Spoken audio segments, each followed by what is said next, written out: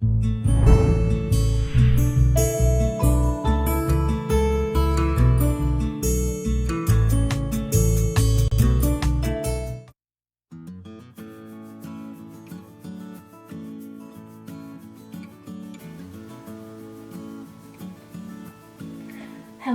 and welcome. My name's Kathy A, and today I thought I would do a very special program all about things that have happened in my life that are somewhat unusual, paranormal, ghost stories. I'm not sure how to classify this. Of course, Robert Welch and Bailey Sarian have done similar shows where they've actually put makeup on while they talk about ghost stories. This is a little bit different. This is not going to be a makeup show. This is really just me telling stories from my past that when I started to think about it, I'm like, wow, a lot of stuff has happened. And I'm sure in your own life, something unusual has happened at least once that made you think twice or made you wonder about what could that have been. I love reading stories anyway about these kinds of things, and I love watching the Robert Welch and the Bailey Sarian shows on Monday, and I will link them below. I had a pretty fairly normal middle-class upbringing in a seaside town in Connecticut, and my parents were pretty much like everybody else's parents during the 1950s and 60s, both very loving. They spoiled me. And, you know, there really wasn't anything too unusual about my childhood.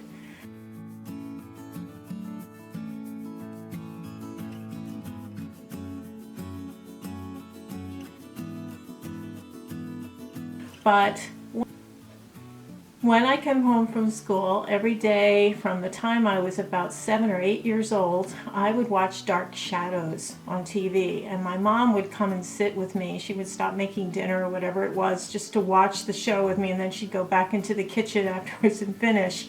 But it was a really nice moment that we shared. Now, Dark Shadows, of course, was quite a show. It was a soap opera, but it was a goth soap opera with vampires and werewolves and witches and wizards and time travel and all kinds of strange things. Later on in life, I actually did attend some of the conventions for Dark Shadows, and the cast were there, the remaining cast. I did get to meet Jonathan Frid before he passed away at their 50th anniversary. So I'm just going to show you a few pictures from that.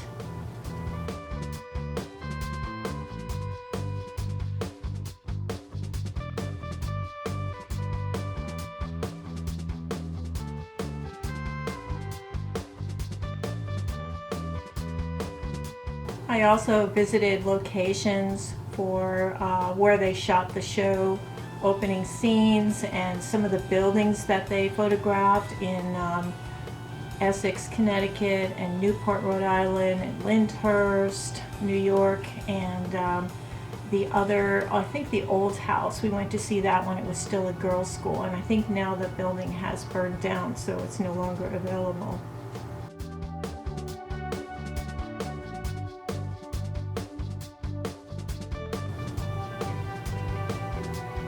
As a side note, I actually, after my first divorce, I changed my name to Collins, and that was no accident. As a preteen and a young teen, I loved Halloween. It was my favorite holiday. I would always try to go to a party or a trick-or-treat with the kids if I could, and I always really got into the gory, scary kind of costumes.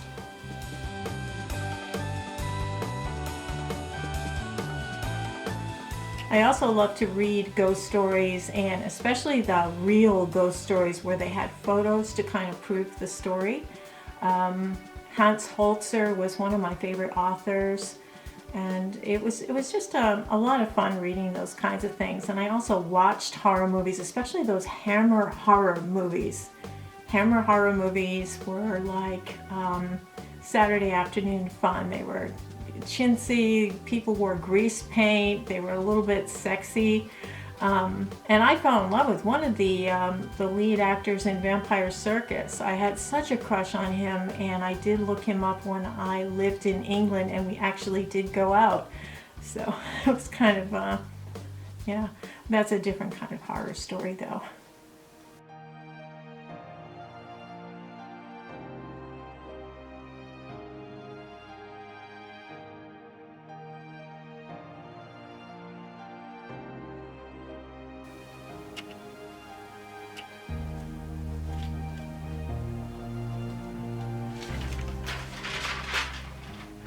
So my mother, besides sharing a love of dark shadows and hot fudge sundaes, she was a member of a group called the Edgar Cayce Study Group, and it was called the ARE, the Association for Research and Enlightenment.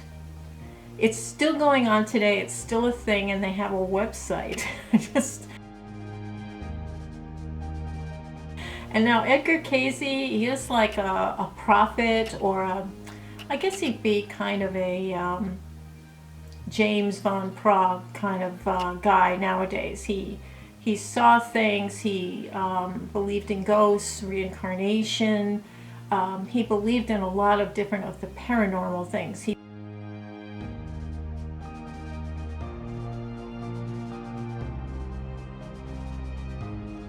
believed that there was a spirit world and a material world.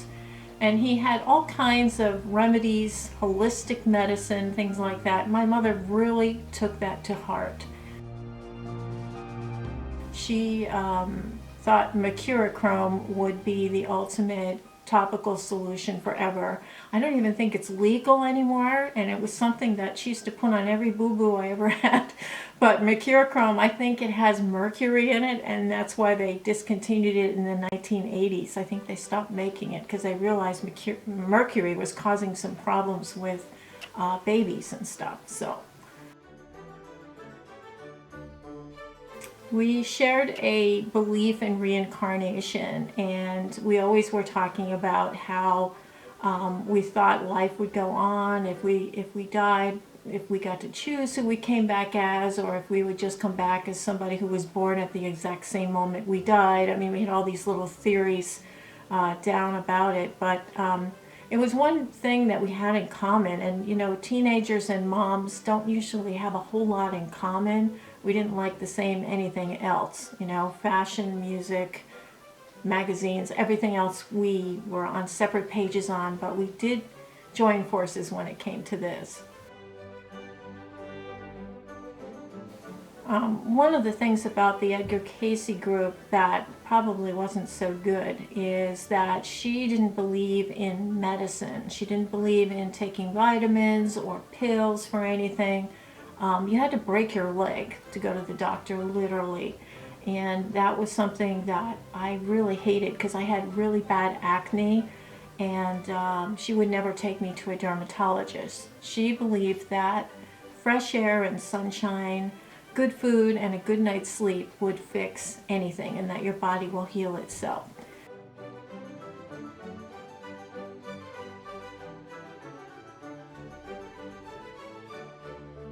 And in many ways, I'm glad she did that, but in some ways it was really painful growing up like that. All my friends were getting, you know, acne treatments and losing their acne, and mine hung in there, and now I have a lot of scarring from that.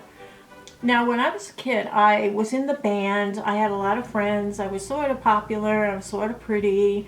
And in high school, we loved to have slumber parties. You know, there'd be like, you know, 7 to 10 of us would get together every few months or so, and we would talk about boys, eat way too many sweets and candies. We'd usually go swimming if there was a swimming pool at somebody's house, or we would play in the snow if it was winter months. And we makeup, you know, it was just fun. We were just teenagers. We were pretty good kids. We weren't bad kids. But we always did some odd things. One of them was the Ouija board. We had one of us would get it for Christmas. You know, between 68 and 72, the number one gift to get at Christmas time was a Ouija board or your birthday. It was like so cool. And it had that little placator, whatever it's called, a little dial thing, and everybody would put 2 fingers on it, and we'd swear each other moved it, you know, to spell out boyfriends' names or, you know, things like that. We never, nothing like in the movies happened to us ever. There was never anything weird that happened, and all of us are still alive, so hopefully we didn't open up any portals for demons. But we also did something known as levitation.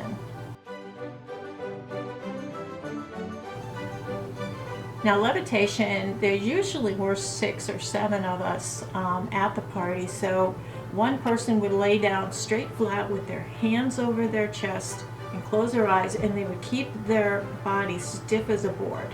And the other people would line up on either side and take 2 fingers and stick them underneath their body, and then each person would say, "She's as light as a feather," and everybody would say, "She's as light as a feather."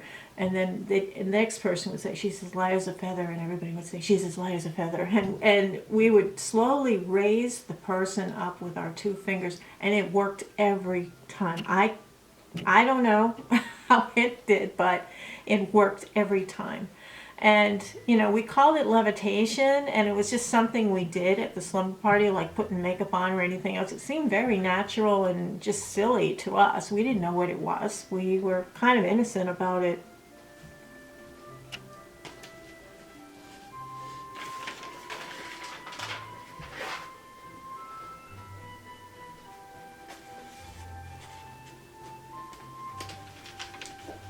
Now, in high school, there was a whole group of us that were just friends. They were platonic friends. We hung out together and everything. And my friend Ray, he was a good friend of mine. We weren't romantically linked, but I went to his senior prom with him. Anyway, he lived in what was known as the haunted house in House-Noank, Connecticut, which was Deacon Palmer's house. Now, this is quite an incredible house. It's a lot of people note it. It's been in a lot of photos. It's been in photo shoots. But what interests to a lot of people is that psychics have gone there on little excursions. Ed and Lorraine Warren went there. Mary Pascarini went there. They had psychic investigators and teams go in there, and they discovered that his house had 3 spirits that were still in the house. One was a Deacon Palmer himself, and 2 other spirits were women that lived in the house. And one of them kept opening the shades. She kept opening the shades and opening the curtains in the house. And the kids also are shadow people. They also images of people. Every now and then at the corner of their eye they would see something. On Halloween, we all decided to go up into the tower room and try to contact the spirits, and we had like a Halloween party. But basically we just ate candy and drank cherry brandy and just laughed and talked and stuff. I mean, it wound up not doing anything very spiritual or creepy. Now, Ray's family inhabited that house between 1970 and 1990s, I think. And then he and his brother and sister moved on with their lives, and they're all adults, and they live away from home now. And I think his mother just passed away. They did sell the house in the 90s, and it's owned by somebody else now.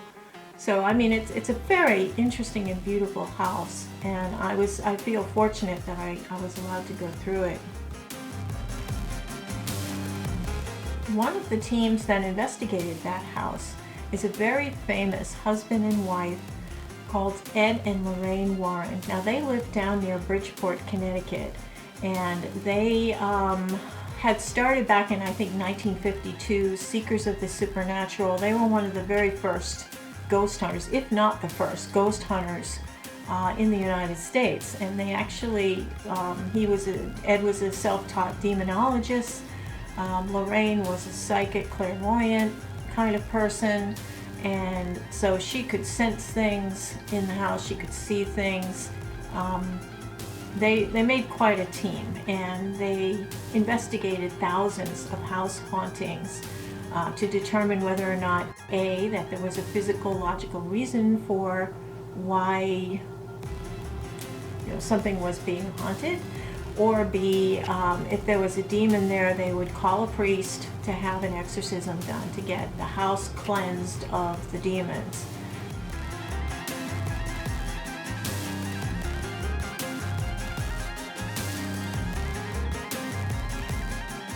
A lot of books were written. I have this particular one. This is Graveyard. And this has a lot in it about Union Cemetery, which we will visit later on in this video. I'll give you a complete tour of that cemetery. I'd say the first third of the book is about Union Cemetery and some of the people that are buried there and some of the things that went on in the town that they think have to do with some of the spirits that are seen.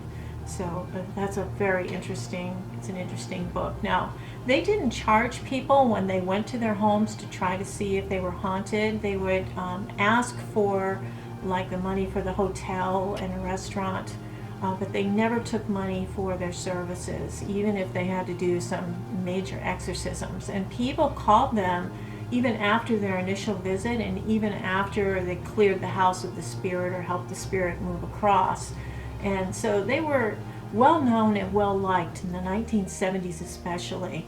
Now they were very famous for the Amityville horror. They were one of the investigators that went in after the police investigations were done and everything. They came in and brought a TV team with them, and one of their photographers captured one of the creepiest ghost pictures ever of a little boy upstairs, and the little boy happens to be standing in front of the room that used to be inhabited by the young boys in the family that was murdered there.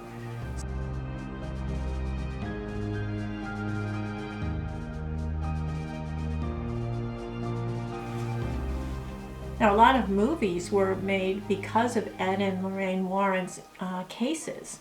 One of them is The Conjuring.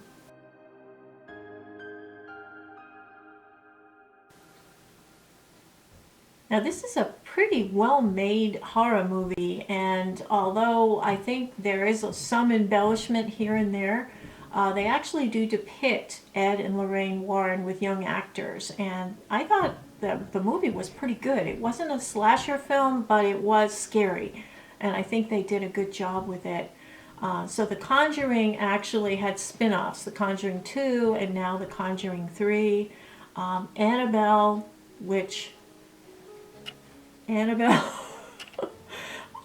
there was a doll that was very, it was haunted, and they used the doll to do destructive things. And the doll kind of looks like this, only 10 times bigger. This is my mother's doll from the 1920s, believe it or not. But a Raggedy Ann doll, to me, is the most non-threatening looking thing. So what they had to do for the film was they had to make the Annabelle doll look a lot more sinister than this. Yeah. So, anyway, this one doesn't move on its own, and it's not controlled by a demon. Not yet.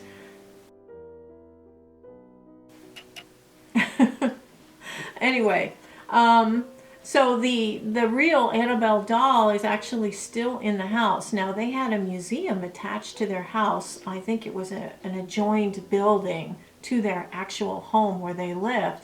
I don't know how anybody could live in a house with all these things, but things from haunted houses, things that they took that were cursed or had been involved with the death of somebody or that sort of thing. Really creepy stuff is in the museum for Ed and Lorraine Warren at their house. Now, both of them have since passed, and the house was given to their son-in-law, Tony Spira, and his wife, Judy, and Judy is their daughter. So they're living there now, and they are caretaking that museum. Now, it's not open to the public right now. I don't know if it's just a COVID thing or because they don't want to continue, the tours of it because people are getting kind of crazy there. People that made fun of the Annabelle doll actually wound up getting hurt or killed. So there's a lot of creepy things in that museum, and there's a lot of YouTube videos where you can actually take tours online. So I'd recommend that.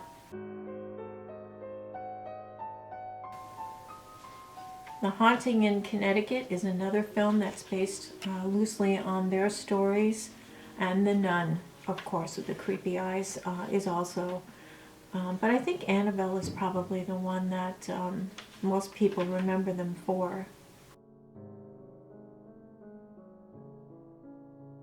Now, in the 1970s, it was really big for Ed and Lorraine Warren to tour and give slideshows and lectures about their work.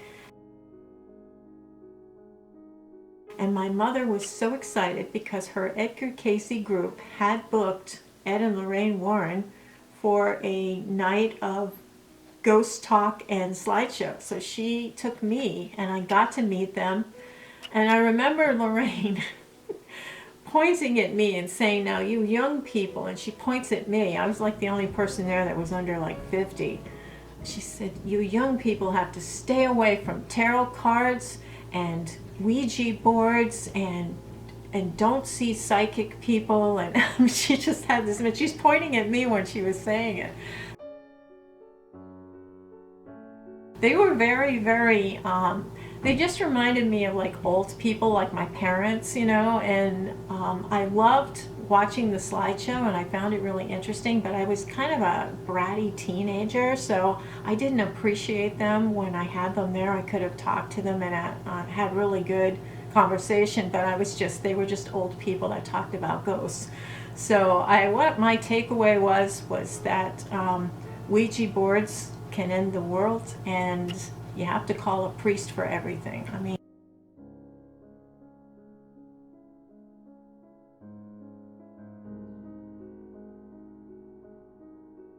my mother talked about it all the way home. She said, "I just don't see why a priest has to be called for every single thing." She was complaining about it too. But they're very, very strong Catholic faith.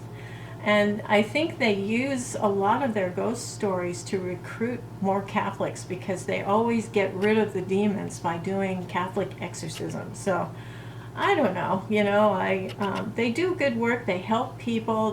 They're a comfort. And I tell you, if you have a haunted house, who are you going to call? I mean, now there's much more options, and it's because of Ed and Lorraine Warren that we have all of these options for calling if there's a problem, if there's a haunting, or if somebody's acting really weird.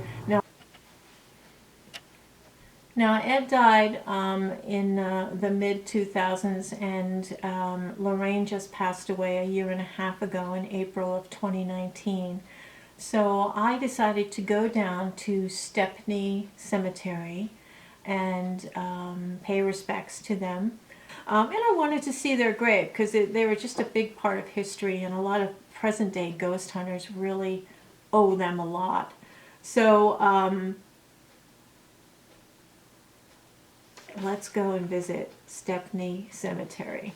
Now, before I show you this, the man who's talking to me happened to be there. He was taking some decorations away. They had had an event with his historical group there the night before, and they said it was a historical tour of the cemetery. It wasn't a creepy one. So anyway, he happened to be there, and I said, "Excuse me, do you know where Ed and Lorraine Warren's grave is?" And he said, "Sure, I'll show you." He said, "Park your car there and I'll meet you over." And he's just a really nice guy. His name was Joel Leneker. So thank you, Joel, for assisting me there, because I never would have gotten out of my car. It was kind of creepy in a way, and I was by myself, and it was a little bit out. I mean, if somebody came and shot me or raped me or killed me or something, nobody would know. It's very out in the woods there, although there are busy streets nearby. So this is Stepney Cemetery.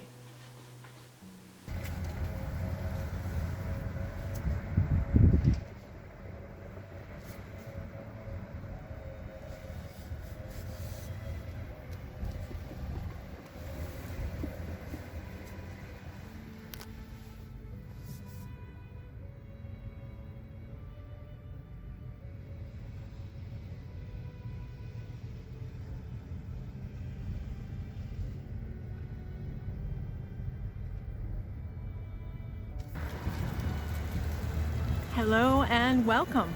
My name's Kathy A, and I'm coming to you from Stepney Cemetery, and that is located in Monroe, Connecticut. Why am I here?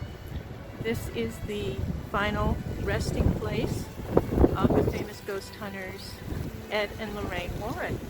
So I thought I would take you with me on a little journey to visit their grave and pay respects.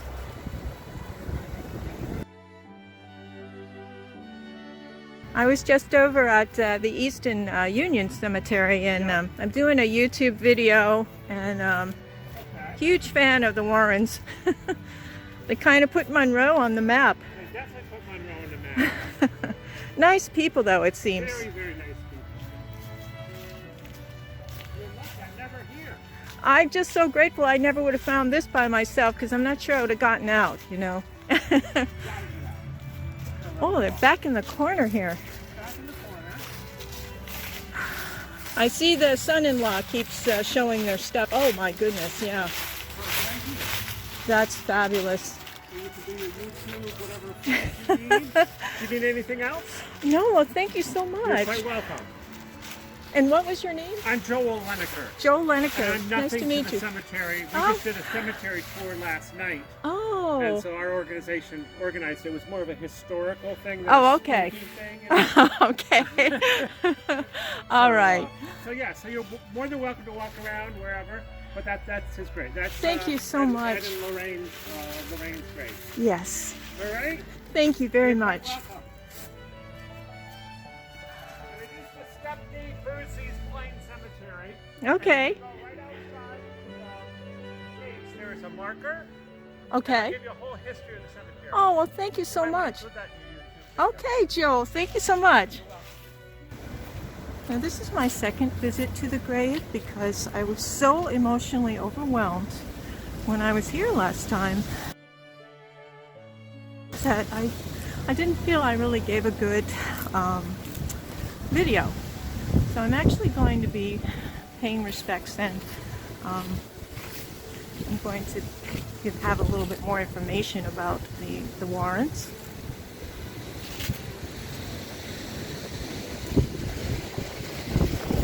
Very, very windy day today.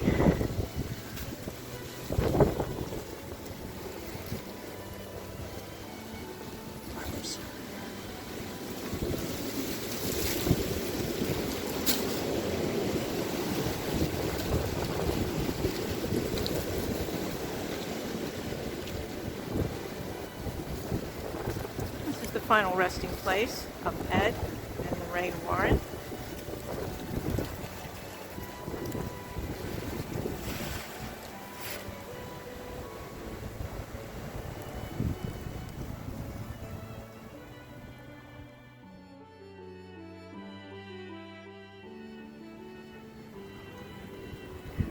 There is a bench here that you can sit upon, and right in front of the bench is Ed Warren's grave. Just going to clear off some of the leaves so you can see it a little clearer. A lot of people have left coins, as I am going to as well. Looks like somebody had a candle here as well. Some marble in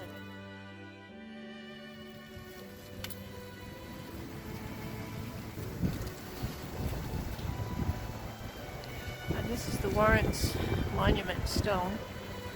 Of course, Ed died before Lorraine. She passed away in April of 2019, and she was buried next to her husband.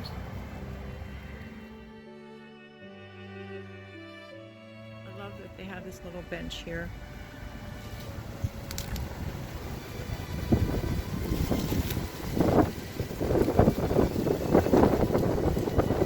It's a very windy day today.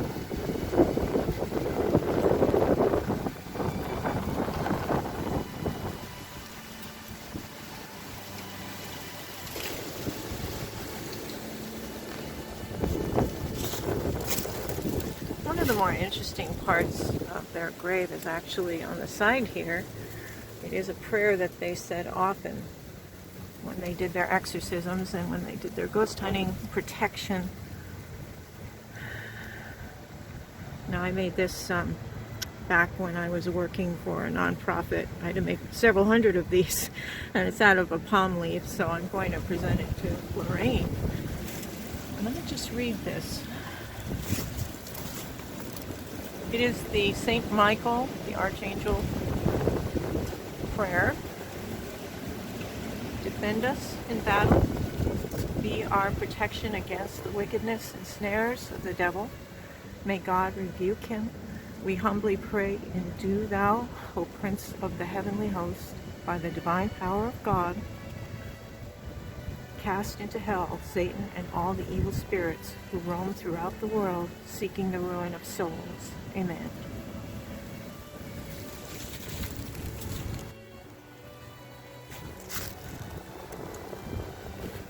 There is also a sculpture of Mary. And Sunday, Monday, Always is a song that was very important to them. It was their song. Their hearts were full of spring. I know that their son-in-law Tony loves that song, and he thinks it represents them really well. I'm sure this was very well visited on Halloween evening, and so I've come on a different day. Many of you may not know the name on the side here, Corey Michael Denlinger. That is their great-grandson. He died tragically in a motor vehicle accident at age 20. He was like the class clown. The kids really loved him. Very likable young man, and taken too soon from us.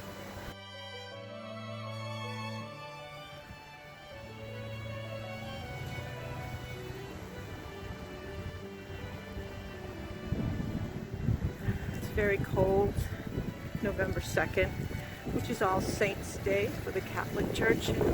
Since they are both very devout Catholics, I thought this would be a fitting day to visit.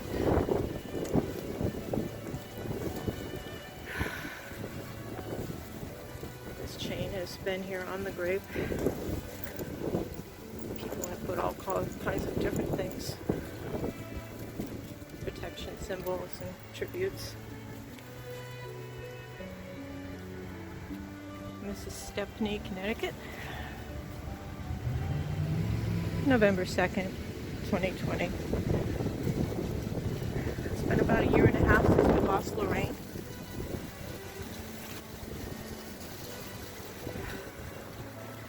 They have a beautiful view from this spot of the woods. There's a busy street that's right near them.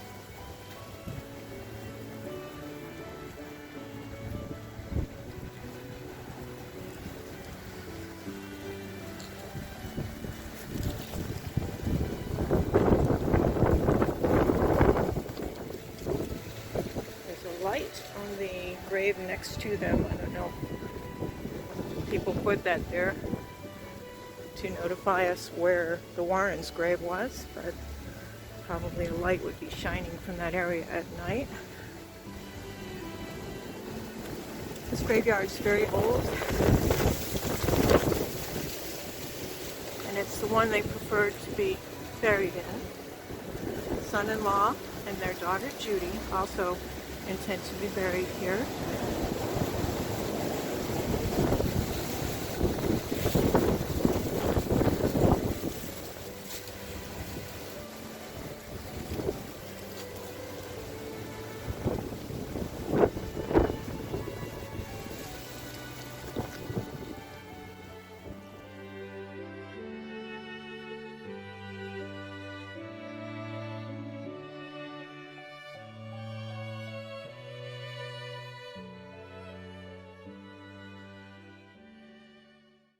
In 1986, I worked probably late 85 into mid-86 at a bar, and it was a haunted restaurant called the Captain Daniel Packer Inn. And this is located in Mystic, Connecticut, and I was a bartender there.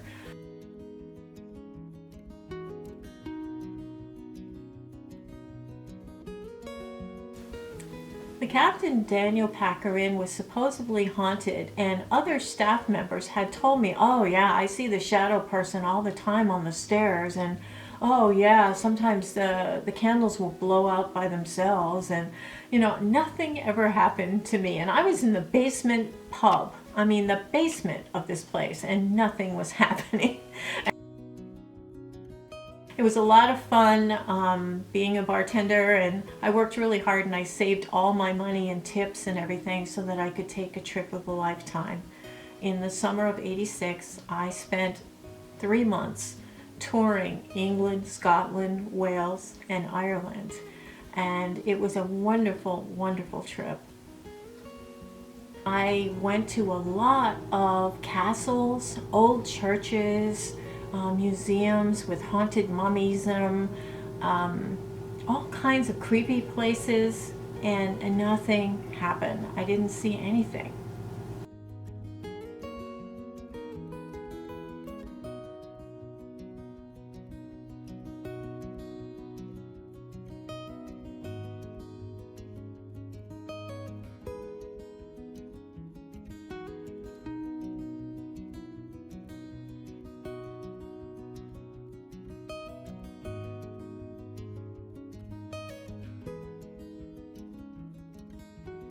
I even stayed in a castle that was turned into a youth hostel, the Carbisdale Castle.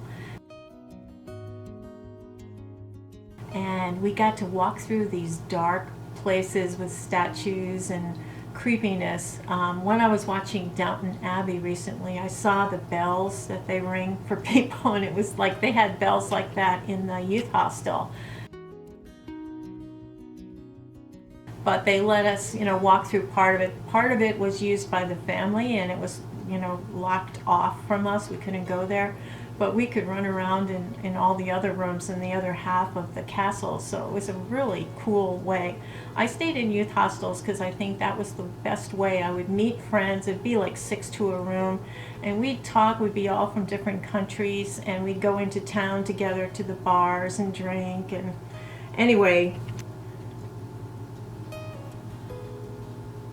I took the infamous Jack the Ripper night tour, and this guy has written books about Jack the Ripper, and he does a tour and he goes to all the places where Jack the Ripper killed women.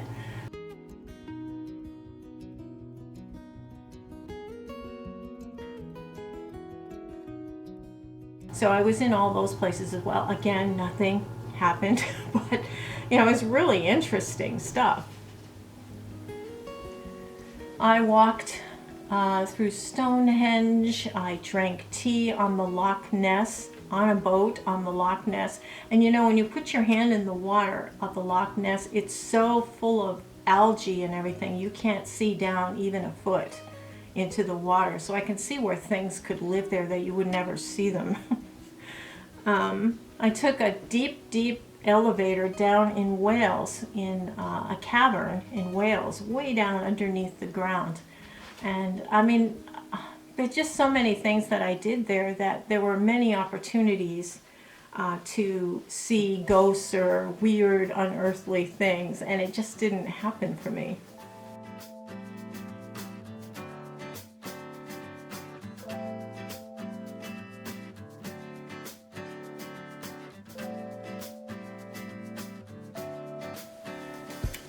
But there were 2 times where something did happen, and the first one was in Scotland. I was at Stirling Castle.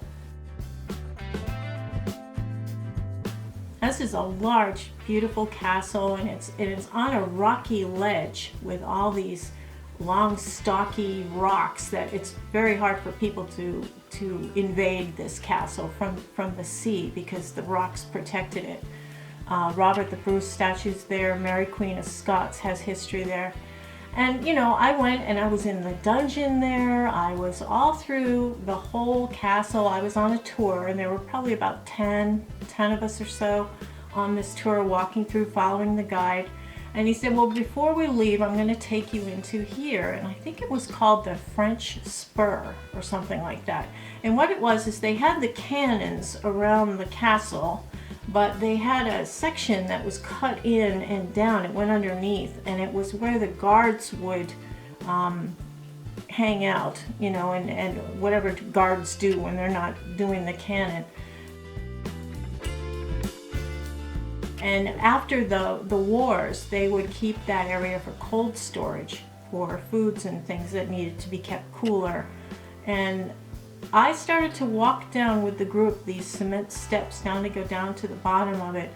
And the hair stood up on the back of my neck, and I felt this horrible fear, this dread, like something really awful had happened here and it was going to happen again. I pushed people out of the way and ran back up the stairs. And they were like, what are you doing? And there was nothing down there. It was an empty room. I mean, basically, but something really awful was there. And it was the only time anything weird happened to me in any place, including dungeons and places where people had their heads cut off or they were hung or whatever. Absolutely nothing else happened. But that really, really affected me. I was in a cold sweat at the top of the stairs, and I'm not, you know, I don't care about closed-in spaces. I had no intent. I was just going through another room on the tour. I wasn't looking for anything. I didn't see anything, but it was ice cold down there. And again, I just felt like somebody got hurt bad, and they were reaching out, or that energy was still there. Yeah. Now, there is a graveyard in London called the Highgate Cemetery, and it is famous for its diverse properties. It's built across the road. You have to go underneath the road to, I guess it was an old thing where you couldn't cross a road over with a casket. You had to go underneath, so they built tunnels underneath. But there's catacombs, there's grown over forests. There is flatlands that look like regular graves. There's tropical crypts. There's above ground and low ground, different graves. There's animal carvings. It is the most fascinating and interesting graveyard I've ever been to.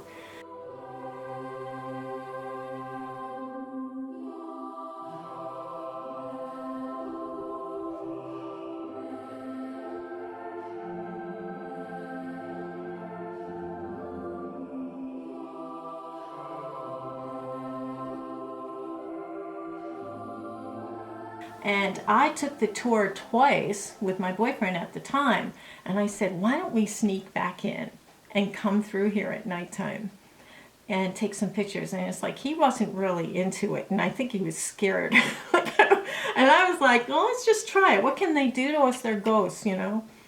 So anyway, we knew one path because we had taken the two tours. We knew like a main path we could take, and we figured we'd go right down to the catacombs part, turn around, and go right back out. And it's dark. It's dark, and it's real dark in there, and you're hearing like the crickets and the birds and, you know, hoo, you know, the owls. And we walked the same path, and, you know, we took the flashlight right and left. We took pictures all the way, and back then we had film cameras. They weren't digital, so you took a picture in the 1980s. You had to wait to develop the film to see the picture, so we never knew what was going on with the pictures when they came out. So when we turned around and walked back, I tripped over something, and I said, what is this? And we looked down, and it was a lion, a little stuffed lion. It looked very, very old, like it was from the 1920s or something. And it wasn't there on our way down because we took the same path. And so he took a picture of me with the lion. But I mean, it was just really strange. So here are the two pictures that came out.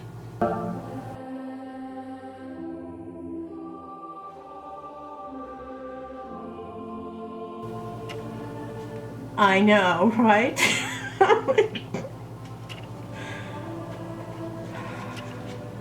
Needless to say, I would never recommend going into Highgate Cemetery at night. There's rumors that there's creepy people that hang out there and act like vampires, And I don't know if it's cosplay or if there's really somebody that has, like, they drain blood. I don't know. I don't want to think about it. I wound up staying in England after that summer. I spent 3 wonderful months, you know, really enjoying it. And I stayed there for about 3 years, and I got really homesick and moved back. In 1995, I got married for the first time, and we had a ball planning the wedding, and we decided to have our reception at a seaside inn called the Lighthouse Inn.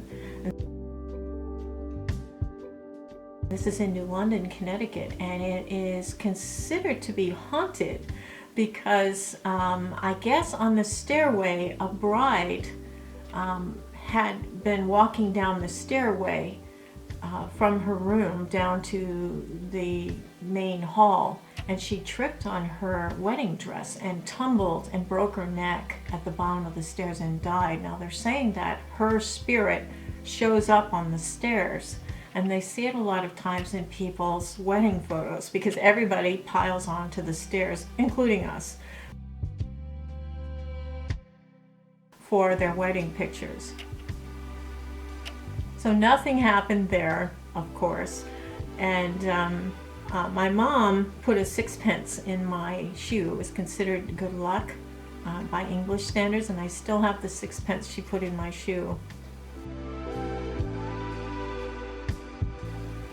2 months later, after my wedding, we got the news that my mother had inoperable colon cancer, and this was devastating. I mean, for me, it was I was in denial because I just didn't. I tried buying her vitamins. I begged her to try different doctors, different hospitals, go to a specialist. And this whole not going to a doctor, not taking medicine, and all that stuff is caught up with her, I think, because she did not go when she had the early signs. She just thought mineral oil and orange juice would take care of the problem, but she had a huge mass, and it was just eating away at her intestinal tract. So for 2 years, I took her to doctor's appointments and, radiation treatments, chemotherapy, all that stuff. It was pretty horrific. And at the very end of her time, they had her in a hospice ward on the very top floor of the hospital.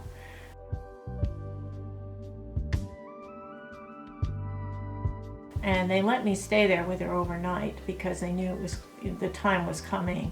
When I saw her start to take her last gasps and her eyes were fluttering funny, I held her and I said, "Go to the light, Mom, go to the light."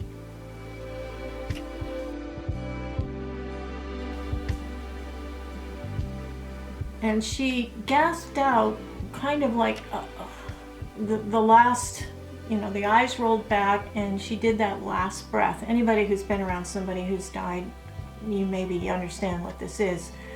But what happened is this gray kind of poppy energy, almost like morning dew. This gray haze was all around her head, and I could feel it hitting my head. It was like little energy particles, but it was cold like water. And it formed into kind of a mass, and it shot up out of the ceiling. And I was in shock. I was like amazed by this, and the look on her face was wonder. She's looking straight in my eyes with her dead eyes, and she's got this look of wonder on her face, like, this is wonderful, and I think she was trying to tell me, because she had told me, before she died, that she promised if there was any way she could, she would communicate with me after death, if she could anyway. And she said, I'll find a way if I can.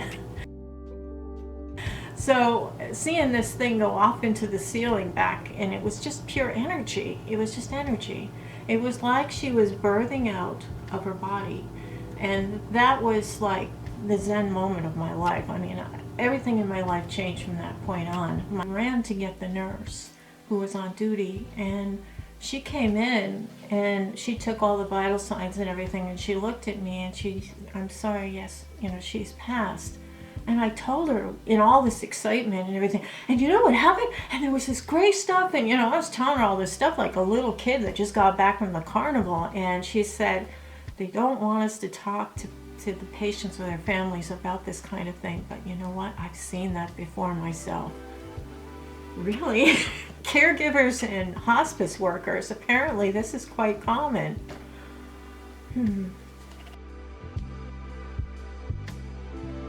I spent the day just taking photographs. It was a beautiful autumn day in October when she passed away in 1997. And I went out and I took photographs of autumn leaves.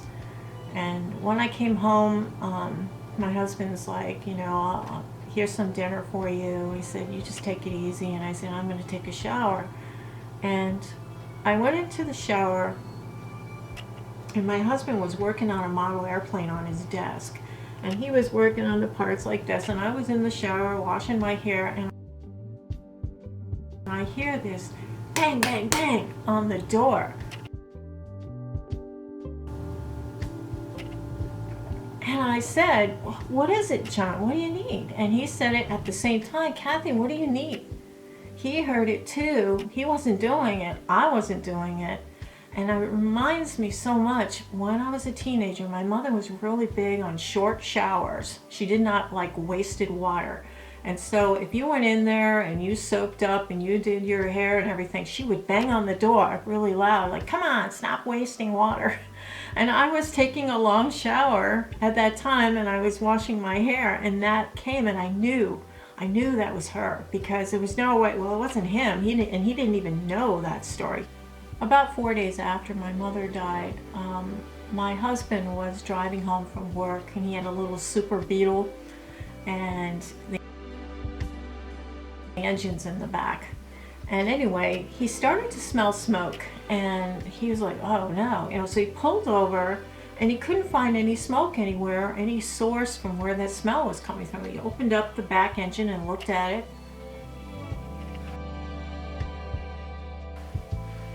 Nothing. He couldn't find anything. None of the oil was fine, his water was up to level, everything was fine. So he got back in the car and started, and he drove home. Well, at that same time, I was walking around the house trying to find the smoke smell, and it was like a sweet campfire smell. It wasn't, you know, a harsh chemical fire kind of smell or an electrical fire kind of smell. It was a sweet smell, like sweet wood burning. And I was, you know, checking the stove, checking, you know, everything, all the burners. I opened the oven, I checked the oven. I looked all around each room. I looked outside. I knocked on the neighbor's door and asked them if they had a smoke going on. I mean, I was panicked because I could smell the smoke. So my husband pulls in, and we're walking upstairs, and I said, I'm trying to find the source of all this smoke.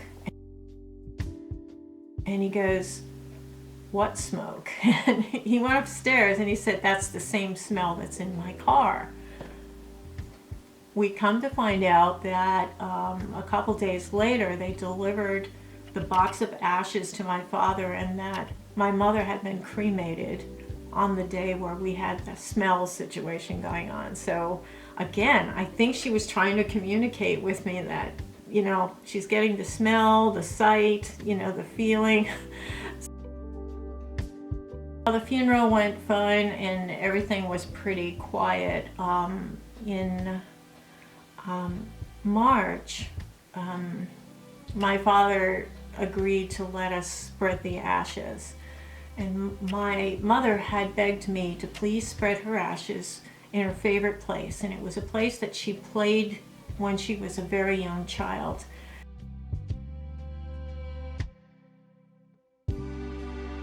It was a few houses down from the house she grew up in, which was a family house, and it's still owned by family. And it was a big old mansion in Waterford, Connecticut. And they grew up very poor during the Depression time in the 1930s when she was little. And so she and her brothers used to go over, like 3 or 4 houses over was the big mansion, and they used to give them candy and lemonade, and they used to let them play in their pretty yard, and they just had a ball.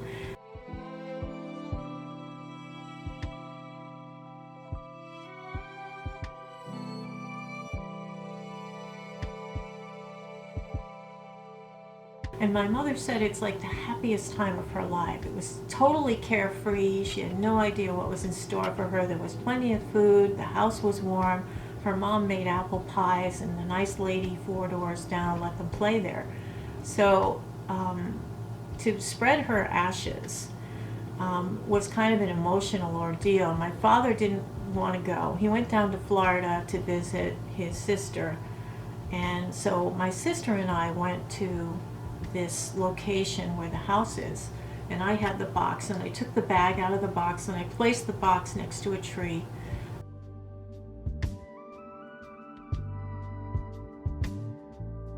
And I opened the bag and I started to spread the ashes around between 2 trees that were on the property right at the side yard where she probably would have played. The whole time I was doing this, I could sense a happy child. I could sense this grateful, happy child laughing.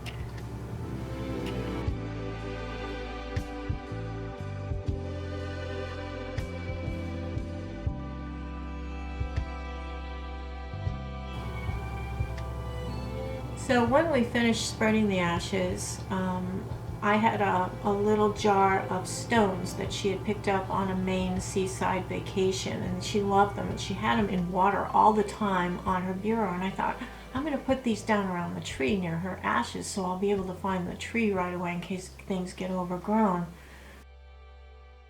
So I placed all the rocks around the tree, and then before my sister and I left, I turned around and took one last picture. And this is what we got.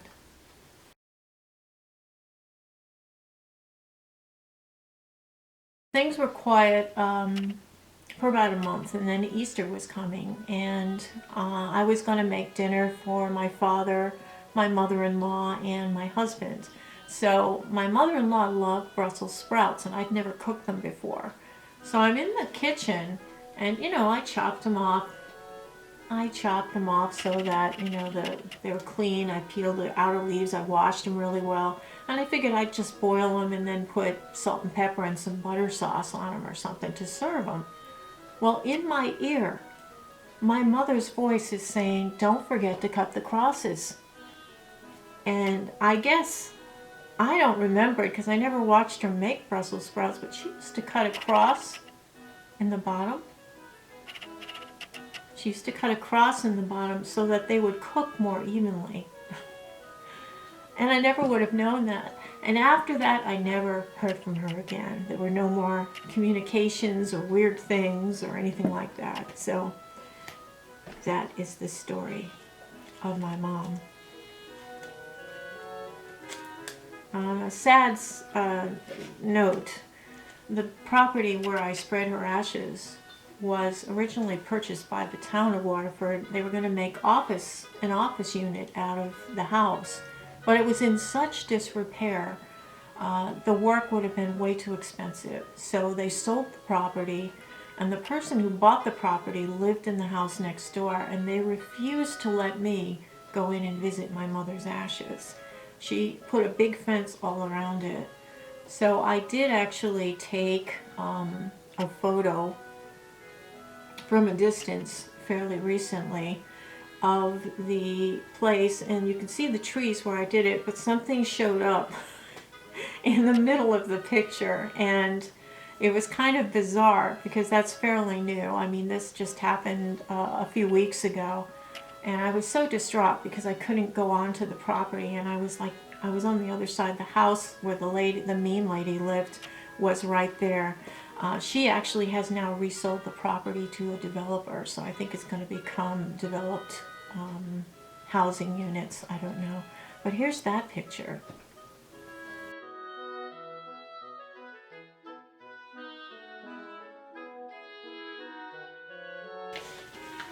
We placed a double heart monument stone in Groton, Connecticut for my parents. My father didn't die until 2011. My mother had died in 1997. Now, even though nothing of her is in that grave, we did put her name and everything, so at least there's some acknowledgement of her existence. So in 2002, my marriage ended. I mean, it just couldn't take it. It was really straining, taking care of my mother and driving her and then coming home and being a mess. I was just a mental wreck. And it really took its toll on my first marriage. And I feel bad. I think he got kind of a bad deal in it because he was trying so hard. He'd make me dinner and he'd try to be understanding, and it was just difficult. So we divorced in 2002. I changed my name to Collins, and I moved to Massachusetts. And while I was apartment hunting, I stayed at my boyfriend's house, and he lived in Medway, Massachusetts, and he lived in a large old rooming house, apartment house, that had formerly been a poorhouse, or what they call the Alms house, you know, alms for the poor. And it was a workhouse where poor people or homeless people, people with mental problems, elderly people who didn't have family to stay with, it was a shelter, kind of like a shelter. There were 25% of the people who stayed there died either from old age or disease or whatever. And somebody committed suicide in the apartment that my boyfriend was renting. And that was, you know, several decades ago, so it wasn't something that was fairly new. And I was in the bedroom. I went to bed early, and he was going to stay up to watch 24. So it was 24 he was watching. And I went to bed, pulled the covers up. It was really cold. And I pulled the covers up, and I started to drift off to sleep. And I felt this weight against me. And I thought, oh, he's come, you know, to sleep in the same bed. I thought, oh, well, I'll let him. So I didn't think too much of it. And then I heard this, oh, Jesus, like in a different voice than his. And I heard, and it was cold, and it was leaning against me, whatever it was. And then I heard this old-fashioned phone being dialed. Like those phones have a certain, you know, like click, click, click, click, click, click, click, click, click, click, click. And he dialed several numbers, this person, and he was going, oh, yeah, oh, Jesus, oh. Like he was panicked, like he was in total anxiety, like he was really looking for help. And I woke up and I was clear, and I turned around real quick, and there was nothing there, and the weight disappeared, whatever it was. So I got out of bed and I walked around and I said, Ricky, you okay? And he's like, you know, he's eating potato chips. He's like, what do you mean? It was like, there was somebody in the bed with me. He goes, right? Okay. And I said, no, were you just dialing a phone? And you know, he had like a wall phone in the kitchen, but he didn't have it anywhere else, and he was nowhere near it, and he wasn't that kind of phone. So, so it was funny. He had a cell phone with him, but that doesn't make a dialing sound either. So that was like a really creepy experience. The other thing that happened in that apartment, his sister had given him this big stuffed cat. It was this big, like a coon cat, they call them. And he had it perched, and we would move it around the room, different places, just for fun. And I used to hang on to it and lean against it to watch TV because it was like a pillow. And one day we were watching TV, and I had the cat in my hand, and he said, geez, we should probably start getting dinner ready. And I said, yeah, okay. So I put the cat on the back of the sofa, and I said, well, you can watch TV for us. And I walked into the kitchen with him, my boyfriend, and we started making, you know, salad and all this stuff and soup. And we get, you know, I'm looking at, and you can see into the living room from the kitchen doorway. And I happened to look over, and the cat, which I had facing the TV, was now facing me and looking straight at me. It was so creepy. I mean, oh, I'm getting chills thinking about it because it scared me so much.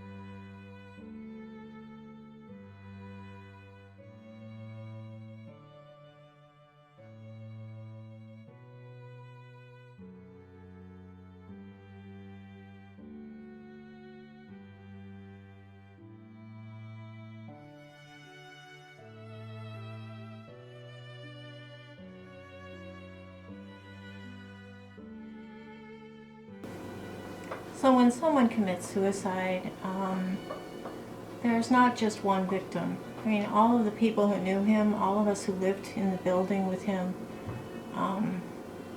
we just felt terrible.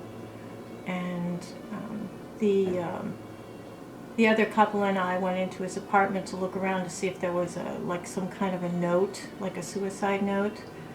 And we found next to his chair where he had practiced making noose out of rope. It's something you take with you forever, it really is. I think you can't unsee what I saw. Or in the family, when his parents came to go through his things, I got to talk to them briefly. All of us who knew him and lived in the building with him, we were just devastated because we don't know if he was showing signs to us and we were ignoring them. And I had debated telling this story because it's an invasion of his privacy in a way. But I wanted to mention it because right now, with so many people being depressed and distraught, and believe me, I know what it's like when you don't have income, and I don't know what I would have done without my friends and family to get me through this past summer. It's just amazing. I mean, I never would have gone to that extreme, but imagine being that distraught to end it all.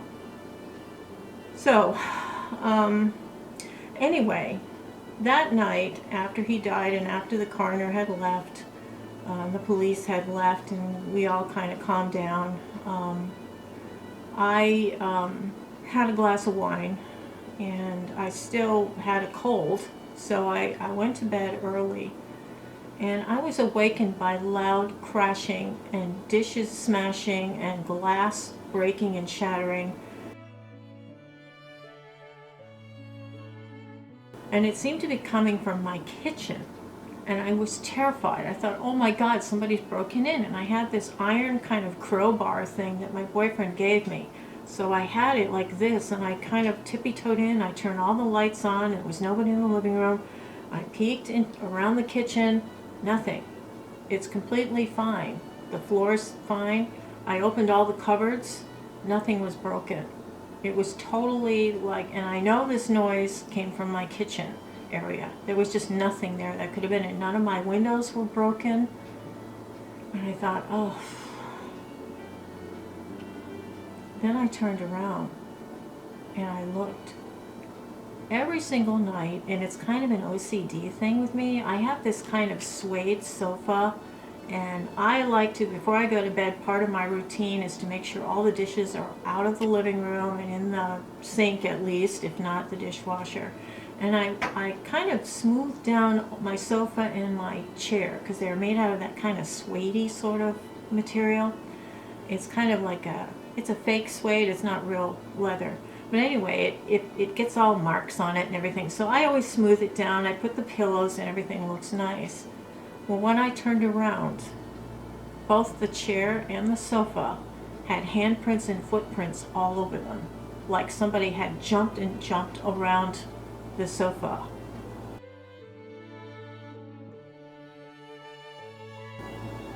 I'm getting chills again just thinking of that. I called my boyfriend and I sat like this in the chair with my crowbar all night long. The next morning he came over and we took some things over to his place, and I stayed at his place, and we packed during the day, and I moved out. I was out of there by July 1st. In 3 weeks I was gone. And I felt bad because the landlady was so nice, but that was creepy. It was creepy, and there was no logical reason for that. I can only think that he was maybe letting us know, hey, you had your chance to talk to me. Hey, I don't know what a ghost is feeling, what he left behind. I don't know what part of him was behind, but it definitely was something was terribly wrong. So I didn't want any part of that apartment, and it was a great apartment with a lot of space. It wasn't very expensive. So it was very inconvenient to move too at that time, but I did. Now later that summer, I took a part-time job because I had moved. I had to come up with a first, last, and security, and I lost the security for the apartment that I moved out of because I broke my lease. She let me under those circumstances, but I lost a lot of money, so I did make a little extra money. So I took a part-time job, and I was a personal assistant to a woman. I think they were originally from New York or somewhere, but her husband was a studio guy, did studio work, photography, movies, that kind of thing, and they had decided to buy a church in Turners Falls, Massachusetts, and turn it into a bistro nightclub. He was going to hire bands to come. They were going to have a stage setting. They were going to set up like a dining area and have like a bistro, but they'd have live entertainment as well. And they bought the rectory and the church. It was a Catholic church, a very famous one apparently. And while they were doing the renovations, a mysterious fire occurred in the rectory, and that's where they were living with their 2 children. So they were a little concerned about that, and she wanted to have more time with her kids and be there, so she had me to do a lot of her running around stuff. So one day they were having the chefs come over to analyze where they were going to locate the kitchen and where they were going to put the refrigerators and the freezers and the ovens and all that stuff in the church. And the church was going to be totally gutted, but they were going to leave the stained glass, and they were going to, it had a beautiful hall. I mean, it was a beautiful church inside. So I brought my camera, and I was photographing as we went through each of the rooms, and we went to some creepy looking little rooms too. Nothing happened, of course, there was nothing strange at all.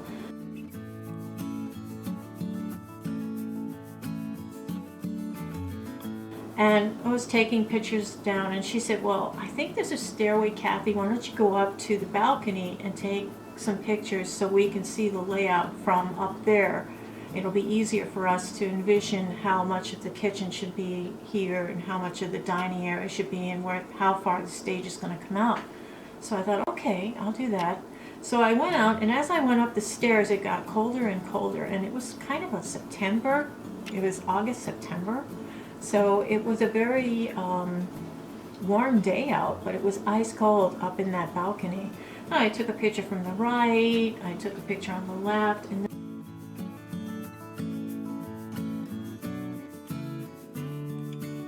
I spent a little while getting a nice shot for the center shot, because I really wanted to get have everything in the center. And it was ice cold, ice cold. So I took the picture, and all of these orbs show up.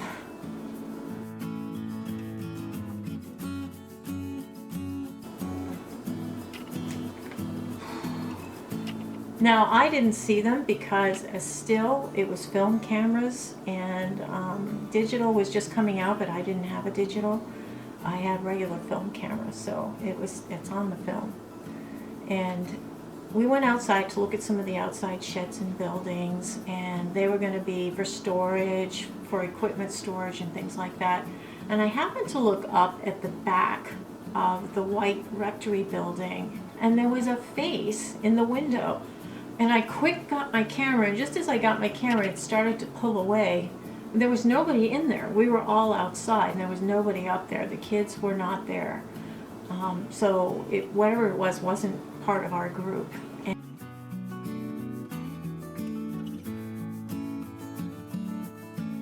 And I just got a little bit of a fleeting glimpse of the face as it faded out from the window. I think there's a lot of energy in churches because of the emotional things that go on there, the spiritual things that go on there, deaths and births and weddings, and there's just a mishmash of energy. And I think there's a lot of residual energy, and I just didn't feel comfortable with it. So I actually quit, I think after my first week with her. I decided I just didn't want to take the risk. After seeing that, hearing about the fire, seeing all those orbs, no. 2009, I was an innkeeper assistant, And what that meant was the innkeepers went off a lot, and I was left to watch the inn. And I had like one day off in the week, so I didn't really have much time to go shopping or anything. And it was up in Williamstown, Massachusetts, which is up in the Berkshire Mountains area. It's very remote. It's very, you couldn't get service on your phone at our actual hotel and inn, so you had to drive quite a ways to get reception. So it's that remote. There weren't any box stores. There was no Sephora or Ulta. There was no like good stores, big stores for me to go in. So I'd usually use my day off to go shopping, just to get out of the area. And it was winter time with snow. It's just a light snow was starting. And I decided to go over to Albany, New York, which is just over the Taconic Trail, which is Route 2. So you have to go up kind of a large hill to get there, and then go around a little bit of mountainous roads to get down there. And it was snowing, and I thought, I wonder if it's gonna wind up being bad, maybe I should go back. And I'm like, it's my only day to go shopping, so I kept going, and all of a sudden I see in the road there's this kind of shape, a black shape, almost like a child in a large coat, but it was all black, and there was all this electrical charging going on, like lightning or something was going through all over it, and it was like a billboard almost. And I looked at it, I thought, is this real? And I looked at it as I was driving by, and I kept going up the hill, and it bothered me. And I thought, I'm going to go back and look at that thing, maybe take a picture. Maybe it's a loose wire, like, from electrical, overhead or something. And the wire's going crazy. I should report it to the electric company. So I drove back down, and my car was sliding a little bit. And I thought, ooh, this is not good. And I couldn't find it. It was gone. Whatever it was gone. And I thought, you know what? If my car's sliding now, it's going to slide real bad later. And I went back to the hotel. And I'm so glad I did. And I really think that whatever that was warning me not to go. Because it was a blizzard situation. And many cars had run off the road on that road. So I think that somehow or other somebody was looking out for me.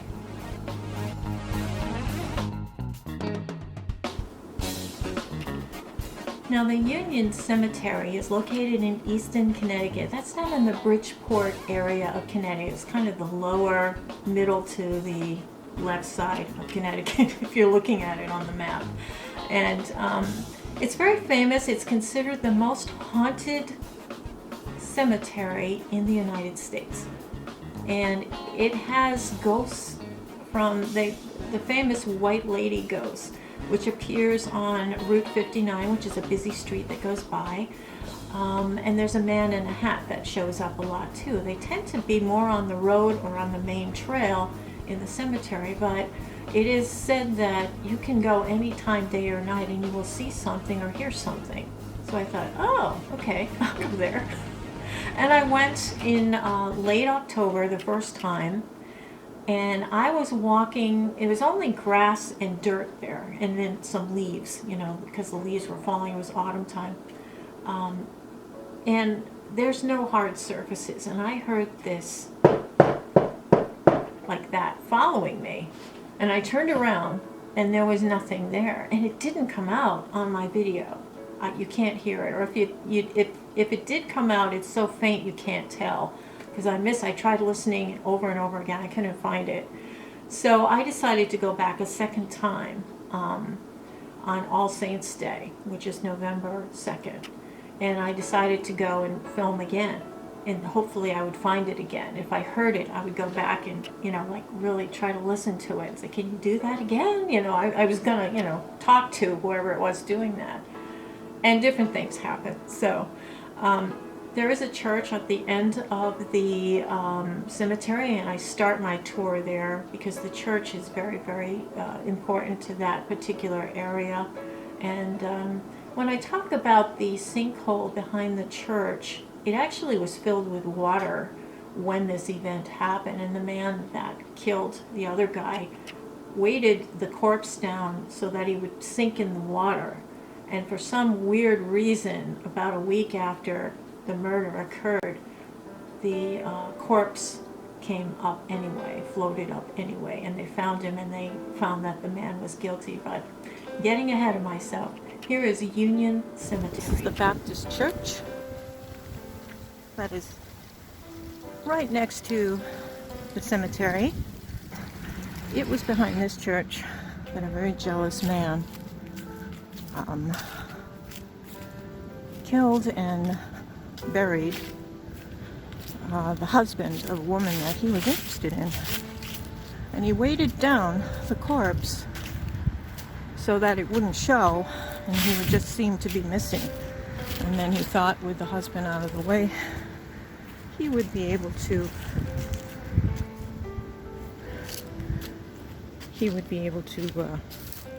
make plans for the wife. This is the sinkhole area behind the church. And to his surprise and everybody else in town, the corpse suddenly rose to the top on its own, even though it was weighted down.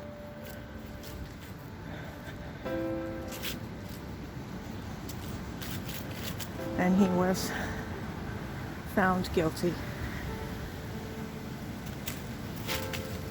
There are several stories about some of the apparitions that are seen in this particular cemetery. The older part of the cemetery dates back in the 1700s.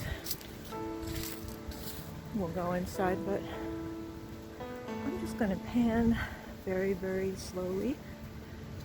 I realized panning the other day went so fast.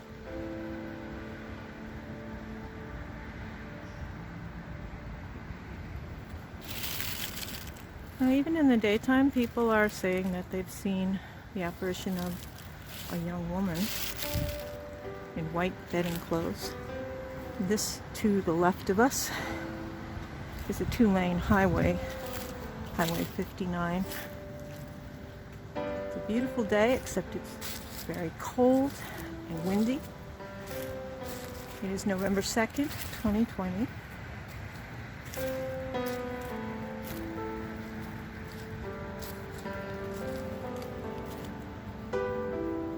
Often it is said in the underbrush, they see red eyes, a pair of red eyes watching, and they think it might have something to do with a very jealous man. His wife ran a dinner house or a diner, and she's a very lovely lady, and a lot of people liked her. One man in particular seemed to flirt with her, and her jealous husband, Mr. Williams, decided that he would take this guy out. He killed him, and to destroy the body, he burned it. He burned the body. And now they're saying that there's an apparition of someone with red eyes here in the cemetery.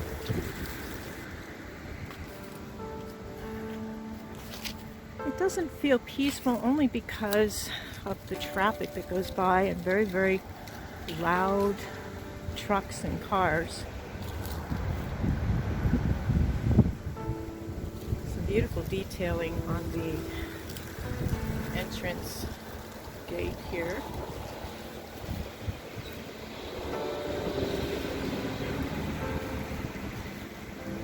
Of course, a lot of people probably stop by in Halloween time, and this is actually All Saints Day. And I was visiting the Ed and Lorraine Warren's grave on All Saints Day to pay my tribute to them, and I thought I would stop by here for a second visit. Some bittersweet here wrapped around the fence. Now, this is a cemetery. Difference between a cemetery and a graveyard, actually, is that a graveyard is usually affiliated with a churchyard. It's usually part of the church, and the people buried there are members of the church. A cemetery is a public burial ground where the public can be buried of different faiths. They don't have to be members or even townspeople. There are a combination of graves from the 1700s all the way up to present day. There are some people who have gravestones but have not yet died, so that they can ensure their spot in this cemetery. It's considered the most haunted cemetery in America because day or night things can be seen, heard, or felt.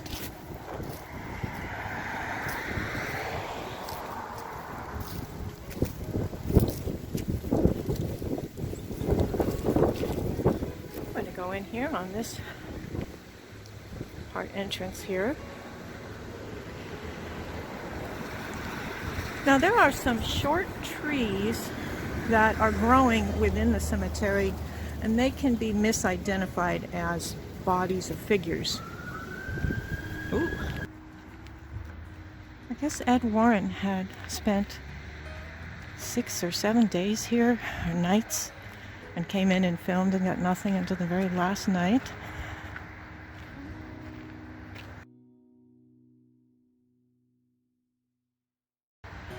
And I'm just filming.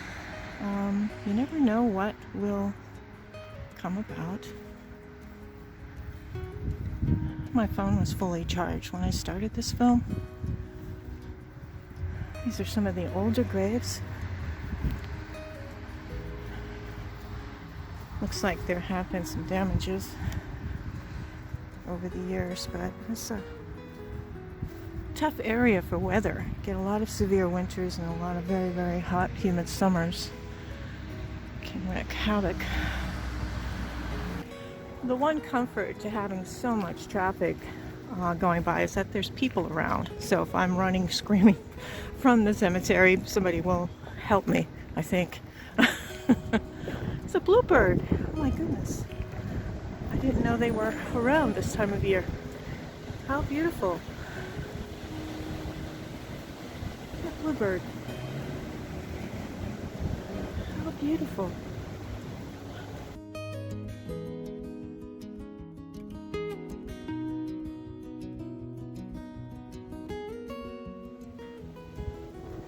Now we just had Halloween weekend, of course, so a lot of people were here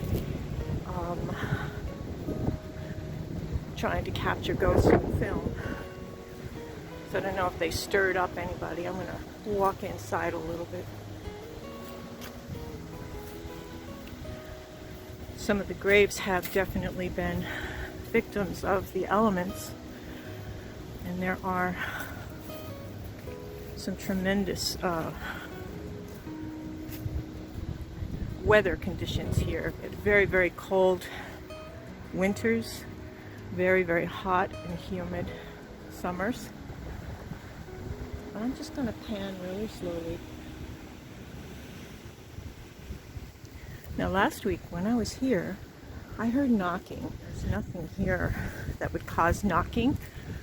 So I thought I would come back and see if I could revisit that and see if it would happen again.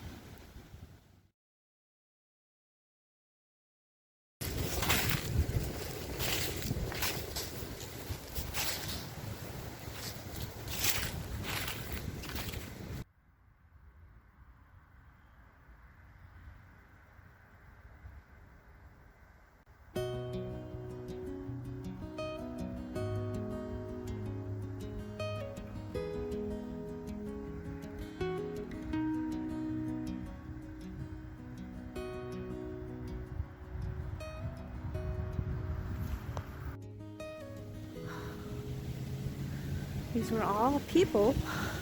They all died at different times. Some of the newer graves are located here towards the edge of the cemetery. And behind them you will see there is quite a drop down ravine there, a little cliff side that goes down quite steep. It's actually a perfect day to be in the cemetery. It's a beautiful sunny day, picking up some autumn leaves.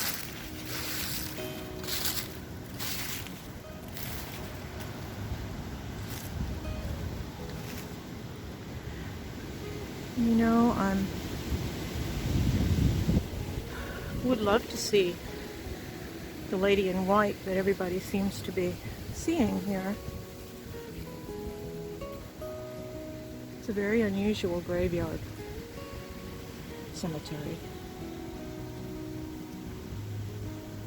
I mean, no disrespect to anybody who was buried here.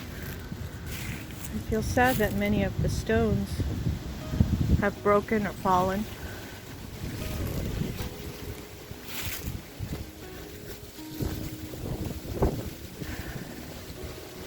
$18.50.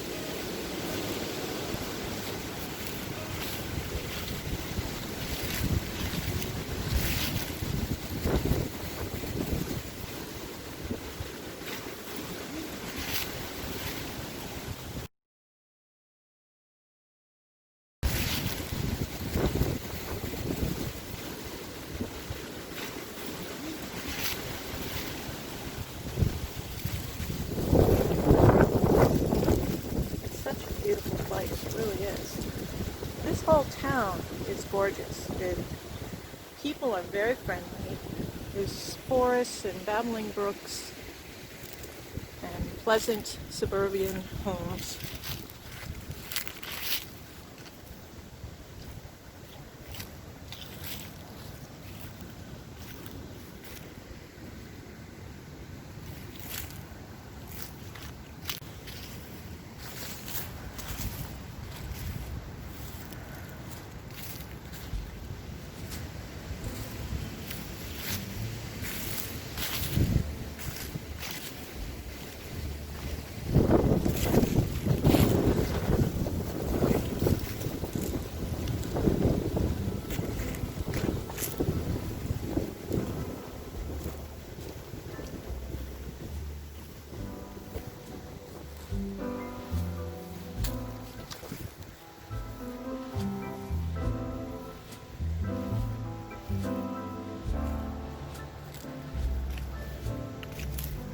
Now, the White Lady has several theories behind her. One is that she's from the 1940s and that she had died giving childbirth. Another is that she killed somebody and was found guilty and was killed herself. For some reason, nobody has a name or exactly where she's located in the cemetery. I'd love to find out her name and learn more about her story.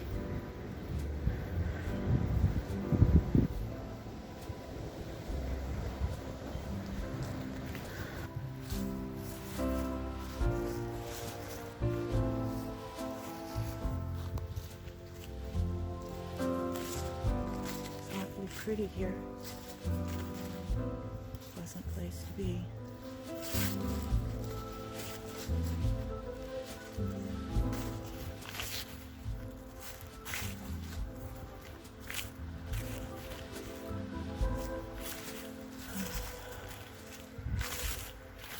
Some of the newer graves have holiday decorations on them.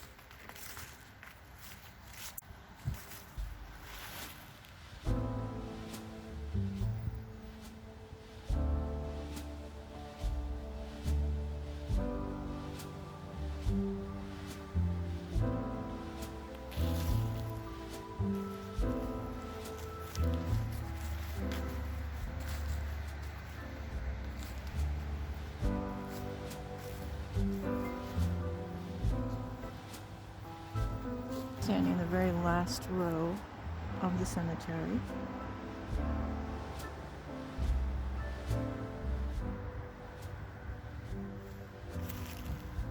It's very chilly here.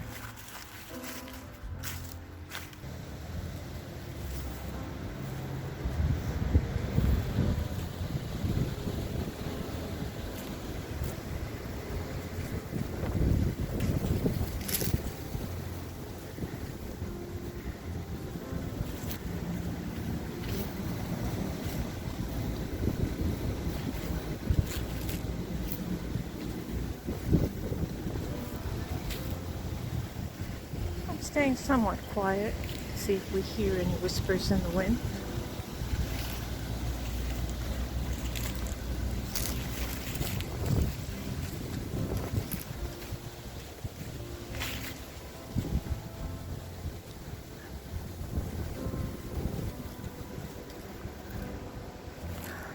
Because of the elements, there is a lot of this stuff growing on the gravestones. I think it's called lichen. And Ed Warren said that in his book Graveyard, that sometimes the spirits will change out the lichen to appear like them. So, looking at some of the lichen. Two hands.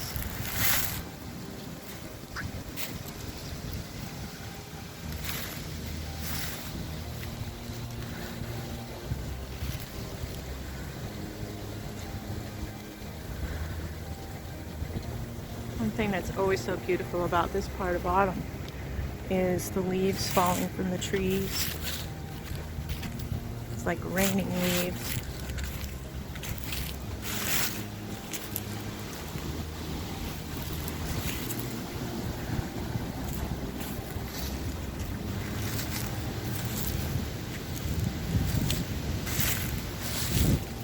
More of that lichen.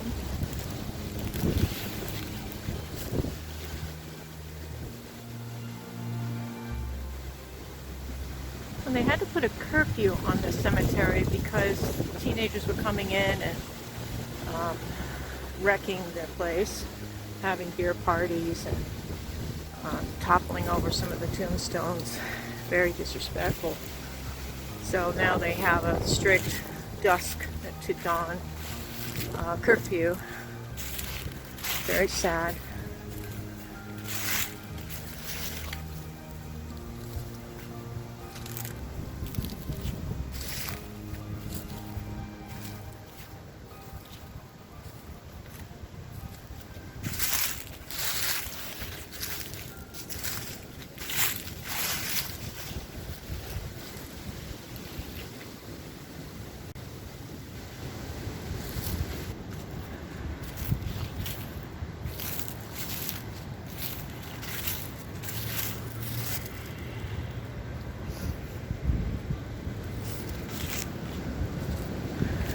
$18.10.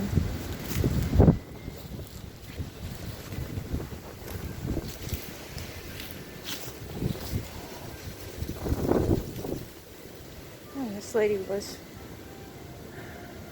she died in 2018. And she's right next to this grave, which is much older.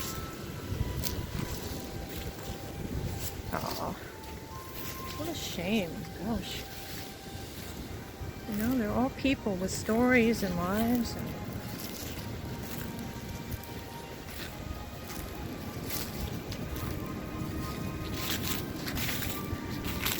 what I noticed today, and I also noticed before, was how cold it is here compared to the rest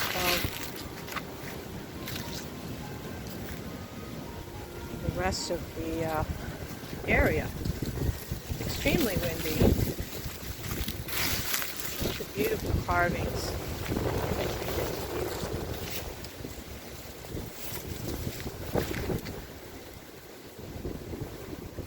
1791. Sacred to the memory of Mrs. Naomi Brinsmaid, wife to Mr. Josiah Brinsmaid, who departed this life, September of 1776.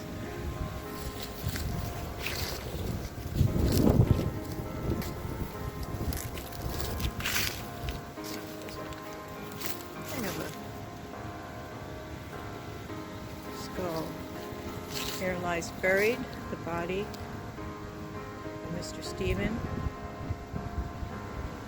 Selig, who departed this life 1767, 71st year of his age. Ephraim Sallier was a part of his life, the 8th, 1763, in the 29th year of his age.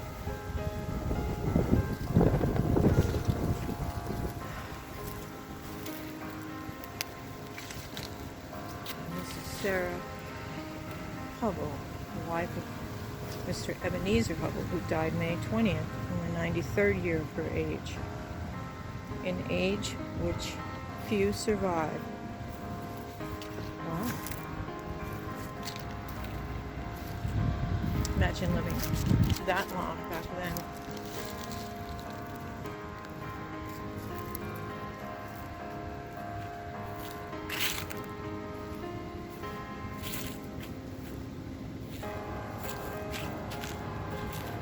This is that underbrush they were talking about, I think. You see the eyes once in a while. This is Anne Wheeler, wife of John Wheeler, departed this life March 17th, 1767, in the 38th year of her age.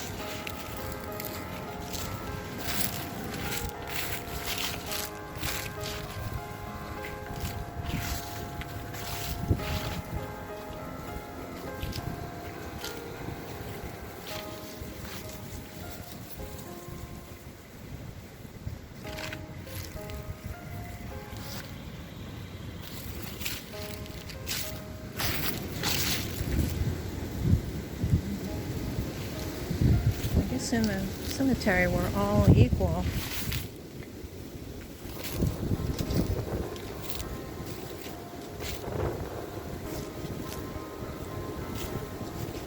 Doesn't matter what you did in life. There's more of that light.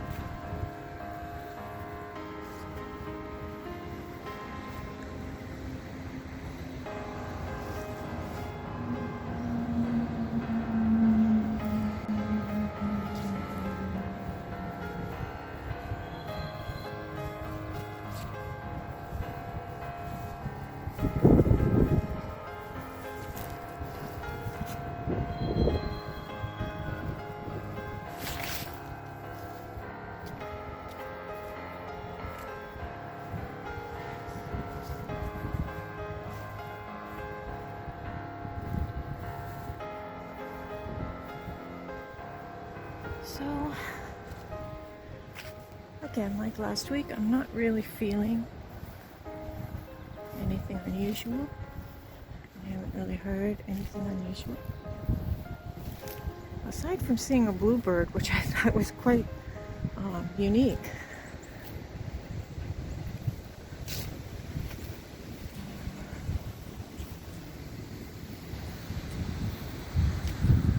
Oh gosh.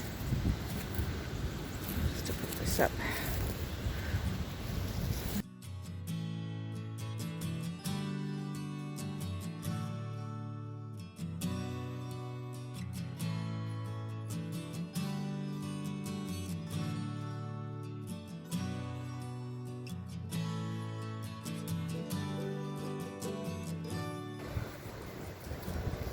So it doesn't touch the ground.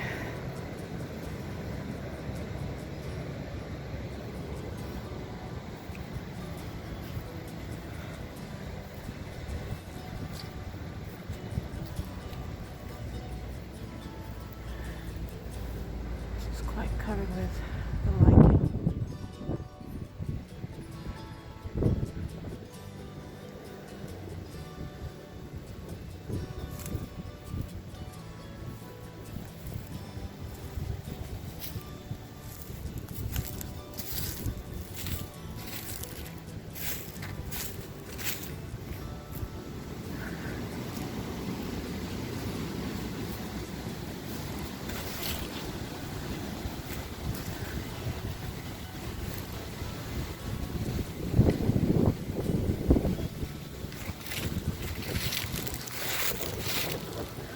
This grave had a lot more to it than that. It looks like a couple of eyes peering out. 1852, 19-year-old girl.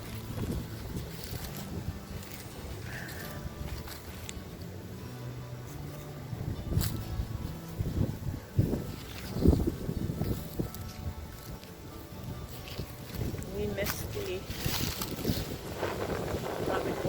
Cordella and Fanny. We missed the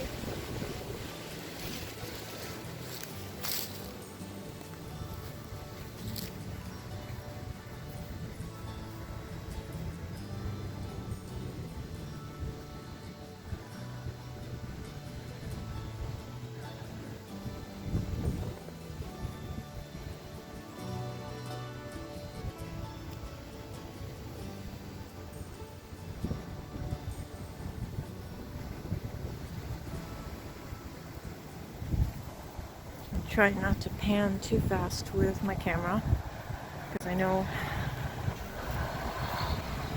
it can be dizzying to watch.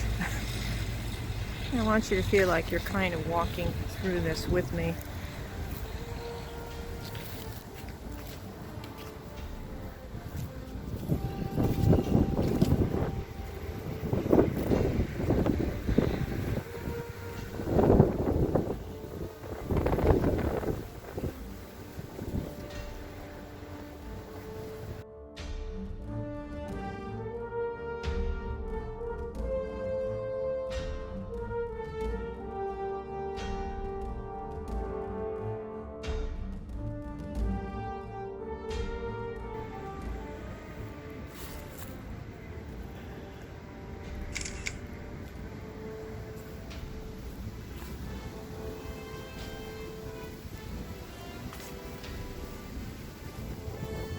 I am hoping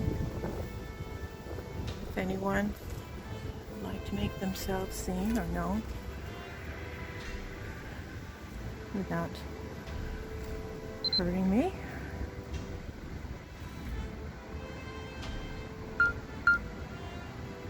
Okay. Battery's gone on my small camera. It's interesting.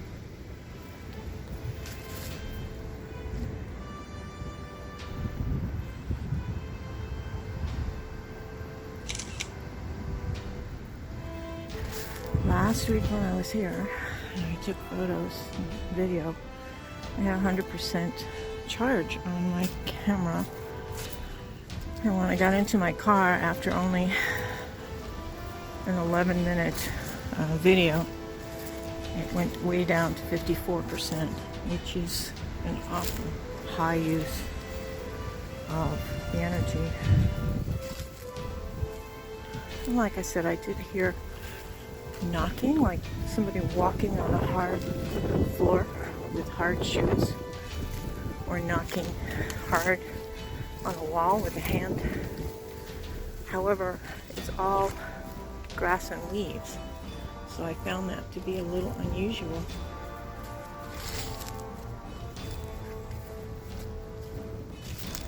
Some of the graves are being propped up to keep them from breaking further.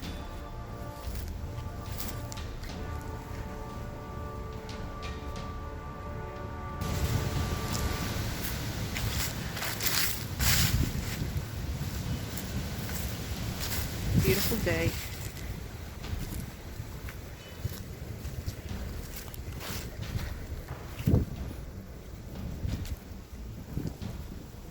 Hello. Good, thanks.